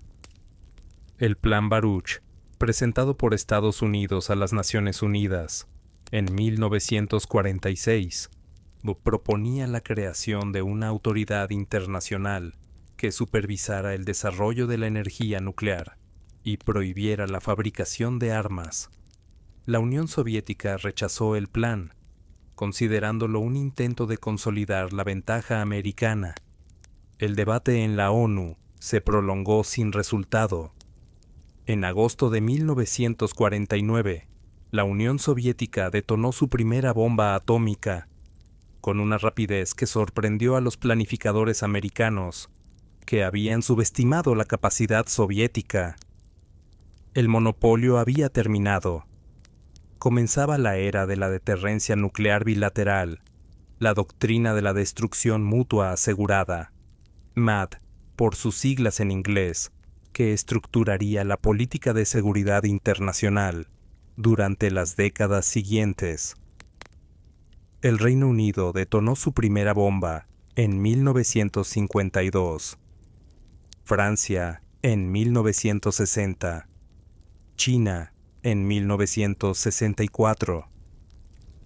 La proliferación avanzaba, aunque más lentamente de lo que los análisis más pesimistas de los años 40 habían proyectado. El Tratado de No Proliferación Nuclear, firmado en 1968, intentó formalizar el congelamiento de la condición nuclear en los países que ya la poseían, aunque su efectividad a largo plazo fue objeto de debate continuo. A la sombra de las aplicaciones militares, la energía nuclear comenzó a desarrollar una dimensión civil a lo largo de la década de 1950. El presidente Eisenhower, en su discurso Atoms for Peace ante la Asamblea General de las Naciones Unidas, en diciembre de 1953, propuso compartir el conocimiento nuclear americano con otros países para aplicaciones pacíficas, particularmente la generación de electricidad. Era un intento de reencuadrar el significado del átomo en la conciencia pública, alejándolo de la imagen de las setas de hongo y acercándolo a la de una fuente de energía limpia y abundante. El primer reactor nuclear conectado a una red eléctrica fue el de la central de Obninsk, en la Unión Soviética, que comenzó a operar en junio de 1954, con una potencia de 5 megavatios. Pocos años después, en 1956, entró en operación la central de Calder Hall, en el Reino Unido, con una capacidad comercial mayor. En 1958, la primera central nuclear americana, Shippingport, en Pensilvania, comenzó a suministrar electricidad a la red. El entusiasmo de los años 50 y 60 por la energía nuclear tenía características de una promesa tecnológica casi utópica. En aquella época, la expresión energía demasiado barata para medirla circulaba en los círculos de planificación energética, sugiriendo que los reactores nucleares podrían eventualmente producir electricidad en cantidades tan abundantes y a costos tan bajos que resultaría más simple distribuirla gratuitamente que instalar sistemas de medición. Esta visión, que con el tiempo se revelaría como excesivamente optimista, reflejaba la confianza de una época en el progreso tecnológico continuo. La generación nuclear se expandió significativamente durante las décadas de 1960 y 1970. Francia, en particular, apostó por la energía nuclear de forma más decidida que ningún otro país. A mediados de los años 70, tras las crisis del petróleo, tomó la decisión de construir una flota de reactores que eventualmente proporcionarían más del 70% de su electricidad, la mayor proporción de cualquier país del mundo. La tecnología de los reactores evolucionó a lo largo de estas décadas. El reactor de agua a presión, PWR, por sus siglas en inglés, se convirtió en el diseño dominante en Occidente. Los soviéticos desarrollaron su propio diseño, el RBMK, que sería el tipo utilizado en la central de Chernóbil en Ucrania.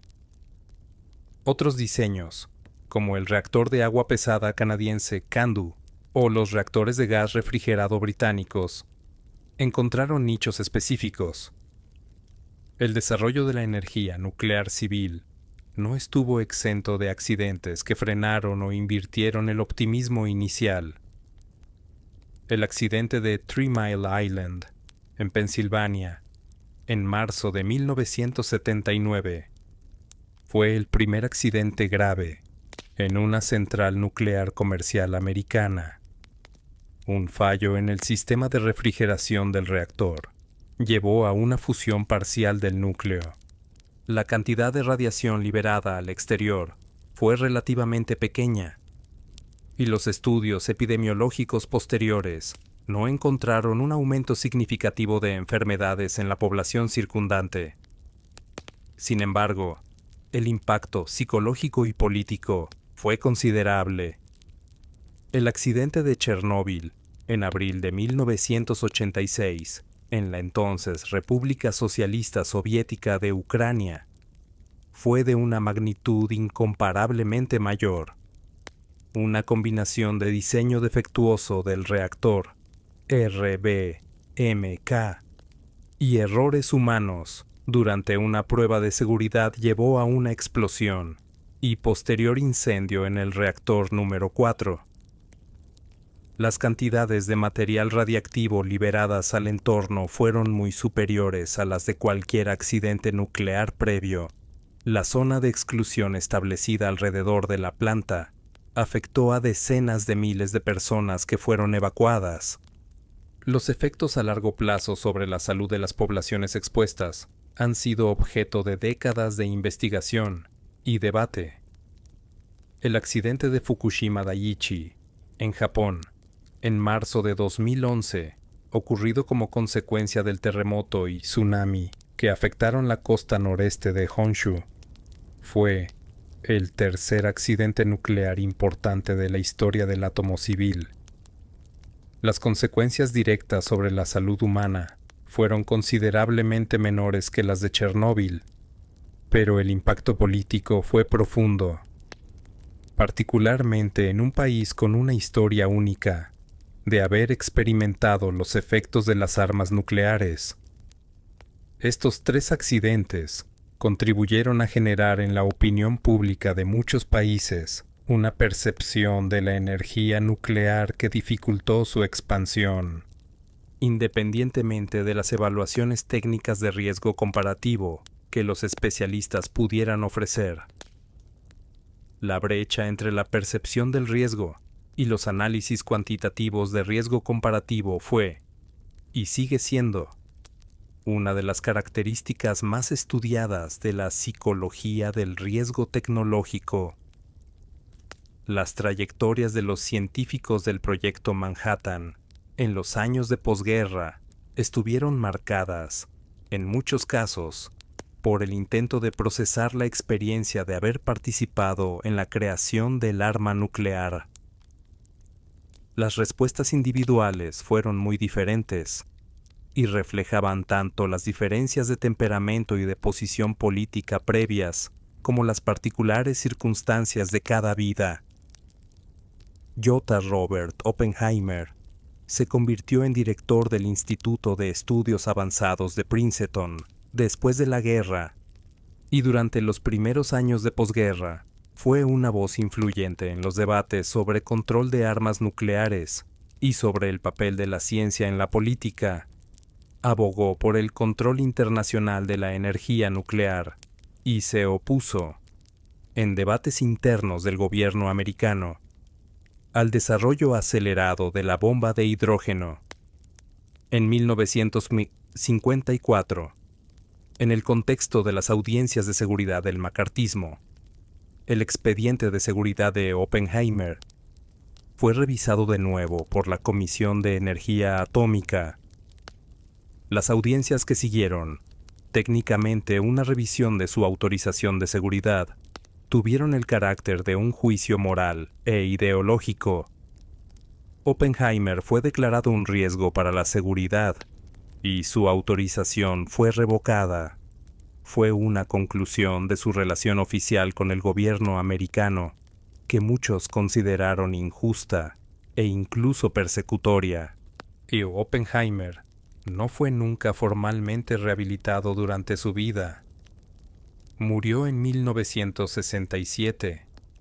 Albert Einstein, que no había participado directamente en el proyecto Manhattan y cuya carta de 1939 había sido el catalizador del programa americano, llevó el peso de esa conexión hasta el final de su vida. En sus últimos años, habló con frecuencia sobre el peligro de la carrera de armamentos nucleares y sobre la necesidad de un gobierno mundial capaz de gestionar las nuevas capacidades destructivas de la humanidad.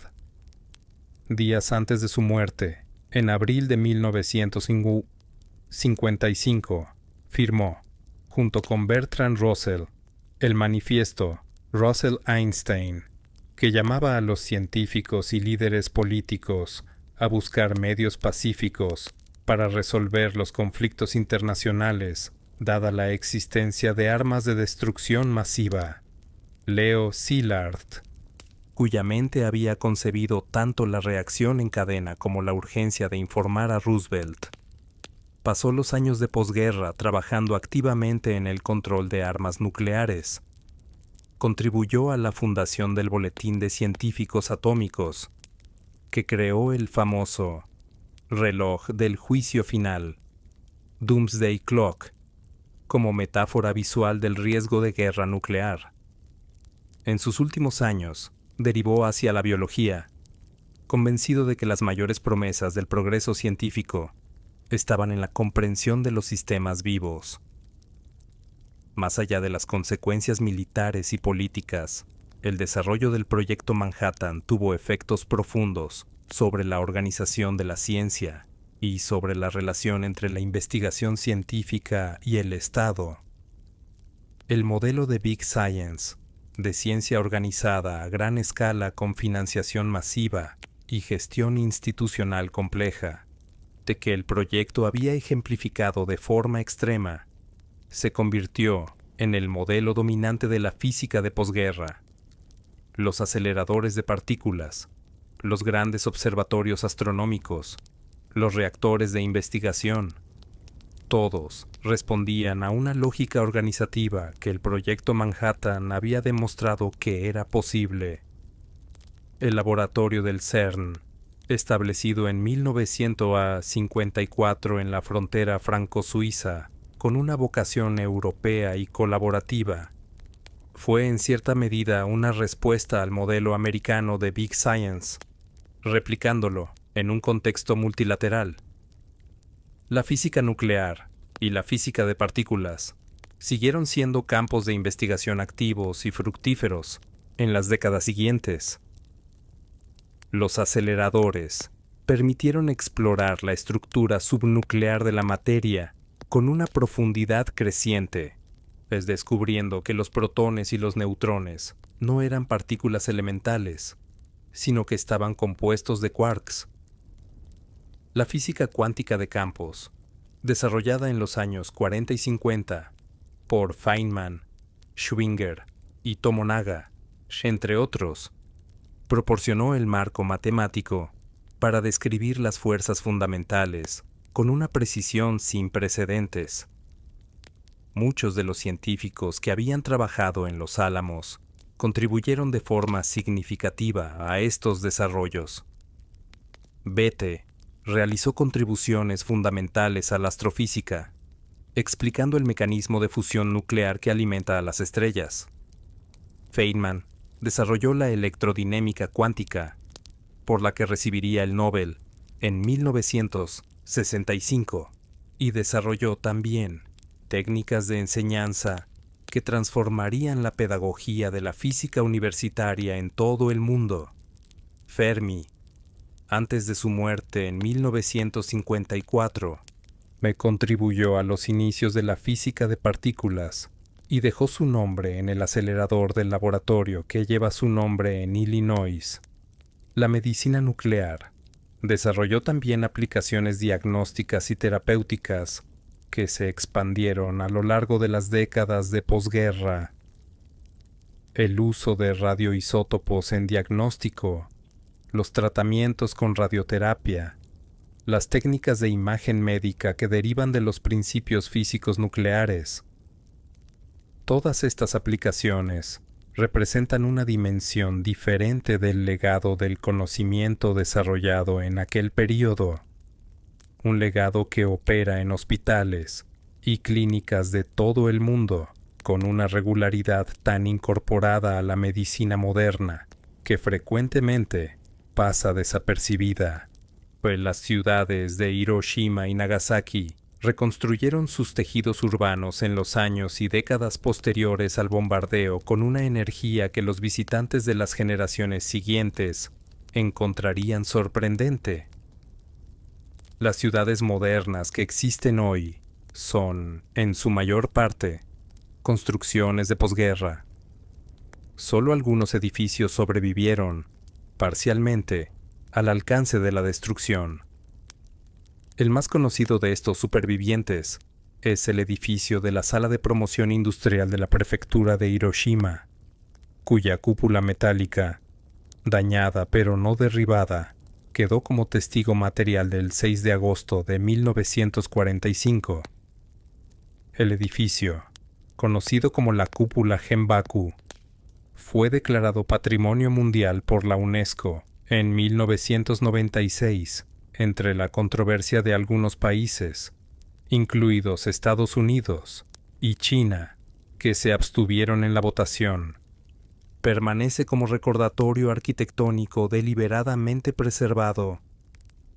El Parque de la Paz de Hiroshima, establecido cerca del hipocentro de la detonación, alberga el Museo Memorial de la Paz, que documenta la historia del bombardeo y sus consecuencias con una combinación de objetos históricos, testimonios de supervivientes y datos científicos.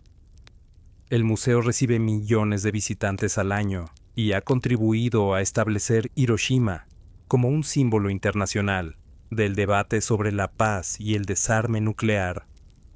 Los Hibakuya, los supervivientes de los bombardeos, desempeñaron un papel activo en la transmisión de la memoria histórica de estos eventos. Sus testimonios, recopilados a lo largo de décadas por historiadores, documentalistas y las propias instituciones memoriales, constituyen un archivo humano de incalculable valor histórico. Muchos de ellos participaron en iniciativas de educación por la paz, viajando a escuelas y organizaciones para relatar su experiencia directa. Con el paso de las décadas, el número de supervivientes vivos ha disminuido de forma natural, y el archivo de sus testimonios grabados adquiere con ello un valor creciente. La carrera de armamentos nucleares que siguió al final de la Segunda Guerra Mundial alcanzó proporciones que habían sido difíciles de imaginar en 1945. En el momento de máxima acumulación, a mediados de los años 80, las potencias nucleares conjuntas, principalmente Estados Unidos y la Unión Soviética, poseían más de 60.000 cabezas nucleares operativas. La potencia destructiva total de ese arsenal superaba en varias magnitudes lo que habría sido necesario para destruir por completo la civilización humana. La doctrina de la destrucción mutua asegurada, MAD, que estructuró la disuasión nuclear durante la Guerra Fría, partía de la premisa de que ningún Estado racional iniciaría un ataque nuclear si sabía que el resultado sería su propia destrucción en la respuesta. Era una lógica circular de una frialdad característica. La seguridad dependía de la certeza de la aniquilación mutua. Esta paradoja fue analizada por matemáticos, estrategas, economistas y filósofos durante décadas, sin que ningún consenso emergiera sobre sus fundamentos racionales o sus implicaciones morales. El período de mayor tensión de la Guerra Fría nuclear fue la crisis de los misiles de Cuba en octubre de 1962, cuando durante 13 días la posibilidad de una guerra nuclear entre Estados Unidos y la Unión Soviética fue más real que en cualquier otro momento de la posguerra. Los documentos desclasificados de las décadas siguientes revelaron que la situación fue más cercana al límite de lo que los participantes reconocieron en su momento.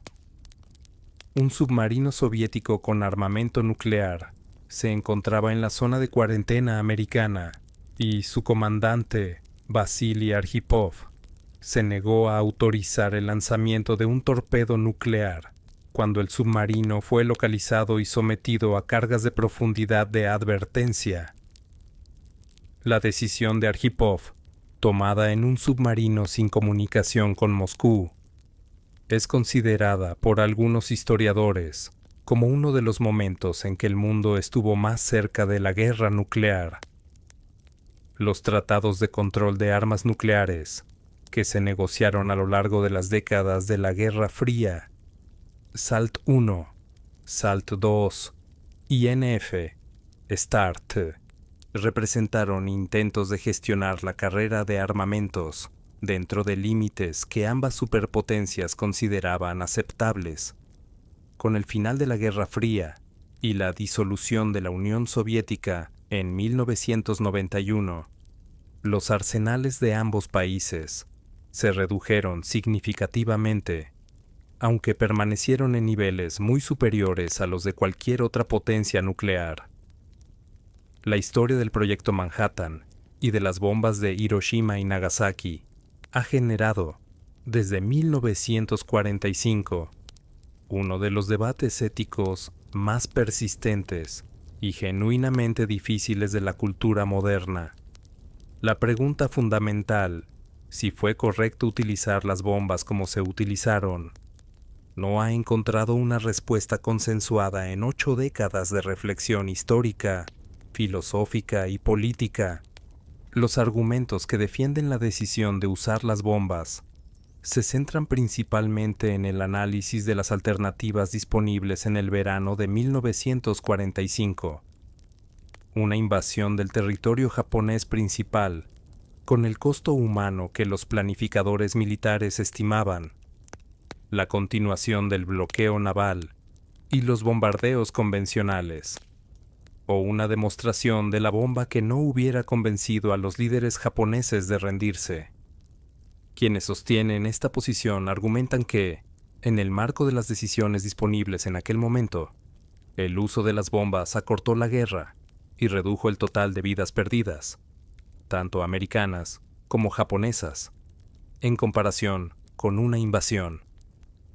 Los argumentos críticos señalan que la distinción entre objetivos militares y civiles fue ignorada en la práctica, que una demostración previa no fue seriamente intentada, y que la entrada soviética en la guerra el mismo día del bombardeo de Nagasaki podría haber producido la rendición japonesa sin necesidad del segundo bombardeo, y que las consecuencias a largo plazo de establecer el precedente del uso de armas nucleares contra poblaciones civiles han sido profundamente negativas para la seguridad internacional. Los propios científicos que participaron en el proyecto representan prácticamente toda la gama de posiciones posibles en este debate. Algunos, como el físico Philip Morrison, que participó en el transporte de los componentes de las bombas a Tinian y que más tarde se convirtió en un activo activista antinuclear. Describieron su experiencia como una transición de la esperanza de que el arma pusiera fin a la guerra, a una determinación de que nunca debería ser usada de nuevo. Otros, como Edward Teller, mantuvieron hasta el final una posición que consideraba el desarrollo y mantenimiento de la superioridad nuclear americana como esencial para la seguridad.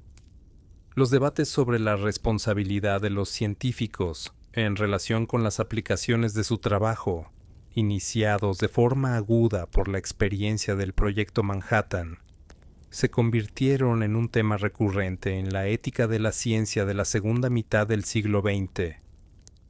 La distinción entre investigación básica y aplicada, entre la responsabilidad del descubrimiento y la responsabilidad del uso, entre la fidelidad al conocimiento y la fidelidad a las consecuencias humanas de ese conocimiento, son preguntas que el siglo XXI hereda del siglo XX sin resolución definitiva.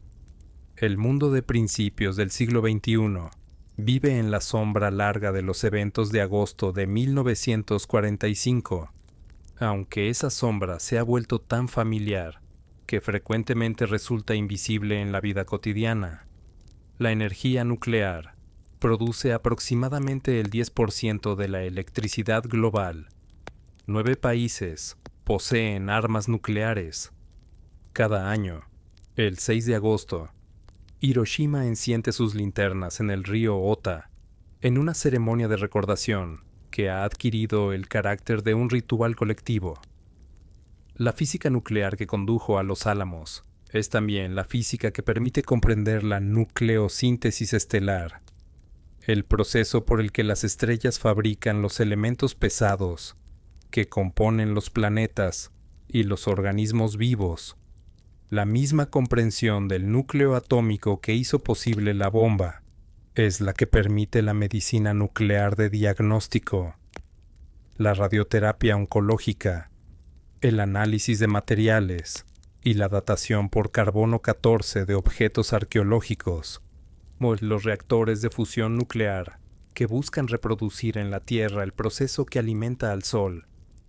Representan una dirección de investigación que lleva décadas en desarrollo y que continúa avanzando.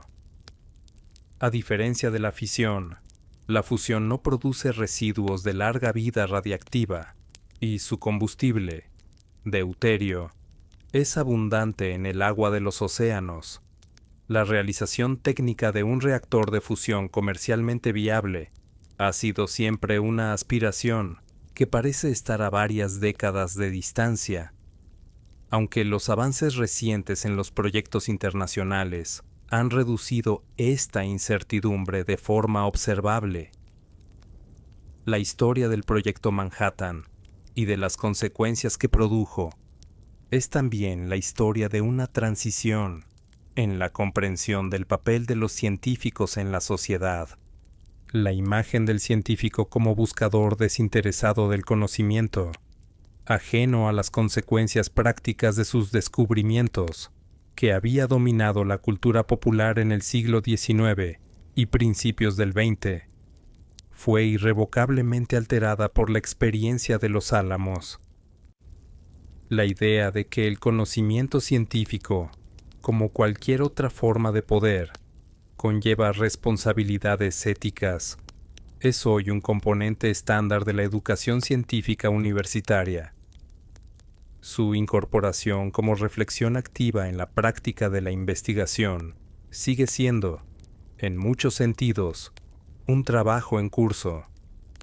La historia que ha recorrido estas páginas comenzó en los laboratorios de una Europa que se aproximaba a la guerra y terminó en el mundo que aquella guerra dejó atrás.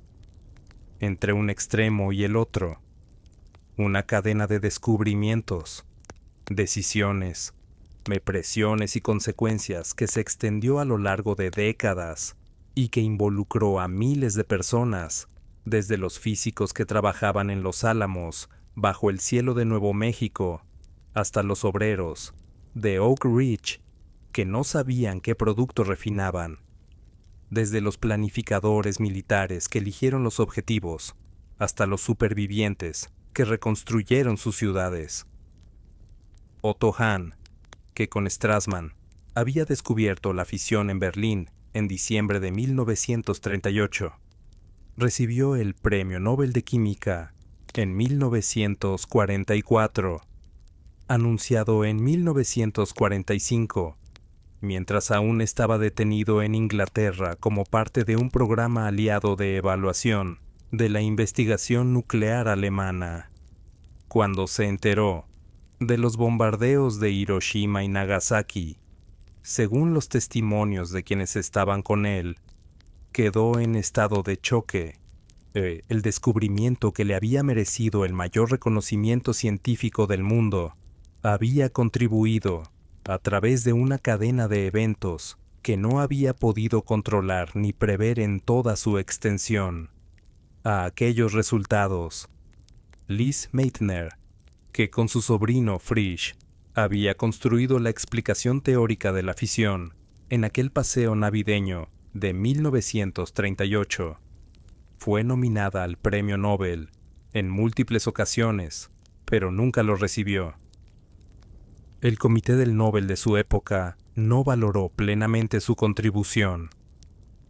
En 1997, el elemento 109 de la tabla periódica, el meitnerio, fue nombrado en su honor, reconocimiento póstumo de una contribución que los contemporáneos no supieron ver en su justa dimensión.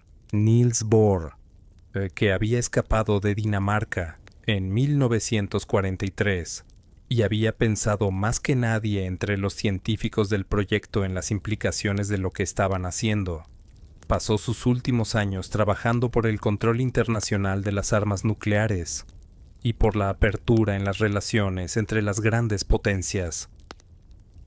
Murió en 1962, en el mismo periodo en que la crisis de los misiles de Cuba ponía a prueba de forma más aguda que nunca la estabilidad del mundo que él había ayudado a construir. Las preguntas que surgieron de aquel periodo sobre el límite del conocimiento que es seguro buscar, sobre la responsabilidad de quienes descubren ante las consecuencias de sus descubrimientos, sobre la relación entre la ciencia y el poder político, sobre la posibilidad de gestionar civilizadamente las capacidades destructivas que la tecnología hace disponibles, permanecen como parte de la herencia que el siglo XX transmite al presente. No son preguntas que tengan respuestas simples. El hecho de que todavía estén abiertas, de que sigan siendo objeto de debate en universidades, en organizaciones internacionales, en las memorias de quienes vivieron aquellos años y en los libros que los estudian, es quizás, a su manera, una forma de honrar la complejidad de lo que ocurrió. En el desierto de Nuevo México, el sitio de Trinity es hoy un lugar histórico abierto al público durante 2 fines de semana al año. Un pequeño obelisco de basalto negro marca el lugar donde la torre de detonación se alzaba en julio de 1945. En el suelo alrededor del monolito, fragmentos de trinitite, el vidrio verde pálido que el calor de la detonación fundió de la arena del desierto, que todavía pueden encontrarse entre la tierra árida. La naturaleza los va cubriendo lentamente. La noche cae sobre el desierto, con una calma que no distingue entre el antes y el después. Las estrellas aparecen sobre el horizonte con la regularidad de siempre. El viento mueve los arbustos con un sonido suave.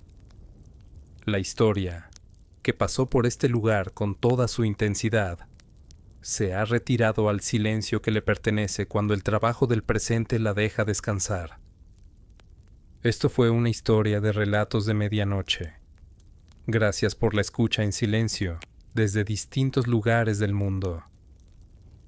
En los comentarios pueden dejarnos desde qué ciudad o país acompañan estas historias.